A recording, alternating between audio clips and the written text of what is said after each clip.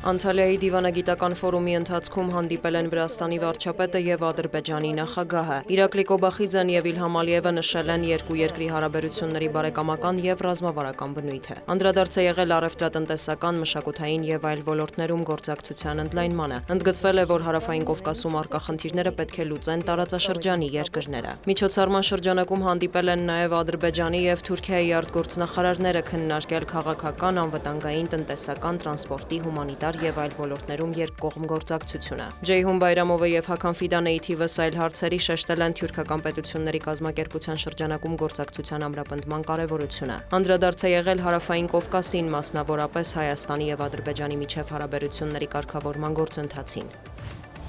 Ադրբեջանի արտգործնախարարությունը մեկնաբանել է ԵԽԽՎ նախագահի հայտարարությունները։ Թեոդորոս Ռուսոպուլոսը մասնավորապես նշել էր, այն փաստը, որ Բաքուն հրաժարվում է կատարել Եվրոպական դատարանի կայացրած որոշումները, հաստատում է վեհաժողովում ադրբեջանական պատվիրակության լիազորությունները դադարեցնելու արդարացիությունը։ ԵԽԽՎ նախագահը մտահոգություն է հայտնել, որ Ադրբեջանը զրպարտում եւ անհարգալից վերաբերմունք է դրսեւորում Եվրոպայի խորհրդի նկատմամբ։ Նա նաեւ մեղադրել է Իլհամ Ալիևին ադրբեջանական իշխանության ընդդիմախոսներին բանտարկելու, մարդու իրավունքները խախտելու եւ միջազգային կառույցների հետ չգործակցելու համար։ Մենք չենք վախենում Ալիևից կամ որևէ մեկից, որն իրեն բռնապետի պես է պահում, հավելել է ԵԽԽՎ նախագահը։ Ադրբեջանի ԱԳՆ-խոսնակը պնդել է, իր երկրի դիրքորոշումը հիմնված է միջազգային իրավունքի եւ արդարության վրա։ Այխան Հաջիզադեն մեղադրել է ԵԽԽՎ-ին իբր երկակի չափորոշիչների եւ հակաադրբեջանական քաղաքականության համար։ Ադրբեջանի նախագահին էլ բռնապետ անվանելը միանգամայն անընդունելի է, ասել է պաշտոնյան, հավելել, որ բռնապետը Թեոդորոս Ռուսոպուլոսն է։ Հաջիզադեն տեղեկացրել է, որ ԵԽԽՎ նախագահն ընդգրկվել է Բաքվի սև ցուցակում։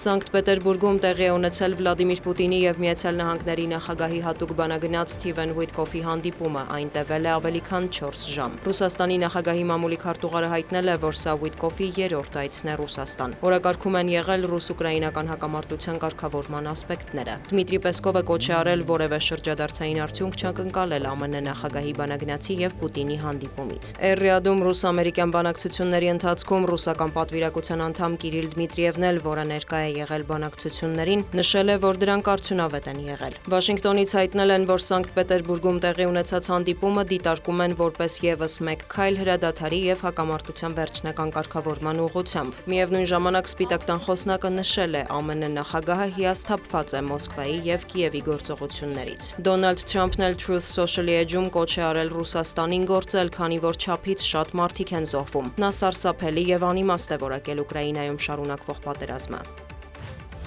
Այսօր նախատեսված են Վաշինգտոնի եւ Թեհրանի ներկայացուցիչների բանակցությունները, օրակարգում է հնարավոր միջուկային գործարքը։ Իրանական ԶԼՄ-ները գրում են, որ արտգործնախարար Աբբաս Արաղչիի գլխավորած պատվիրակությունն արդեն Օմանում է։ Նշվում է, որ ամերիկյան կողմը ներկայացնելու է Դոնալդ Թրամփի հատուկ բանագնաց Սթիվեն Ուիտկոֆը։ Հատկանշական է, որ ըստ իրանական կողմի բանակցությունները լինելու են ոչ ուղղակի, մինչդեռ ըստ Սպիտակ տան դրանք լինելու են ուղիղ։ Վաշինգտոնը պնդում է, որ Իրանը չպետք է միջուկային զենք ունենա։ Թեհրանից վստահեցնում են, նման մտադրություն չունեն։ Այնուհանդերձ Թրամփը չի բացառել, որ Իսլամական Հանրապետության դեմ կարող են ռազմական գործողություններ իրականացվել, եթե միջուկային գործարքի հետ կապված խնդիրները չլուծվեն բանակցությունների միջոցով։ Սթիվեն Ուիտկոֆն էլ կարծիք է հայտնել, որ կողմերը կարող են փոխզիջումային ուղիներ գտնել։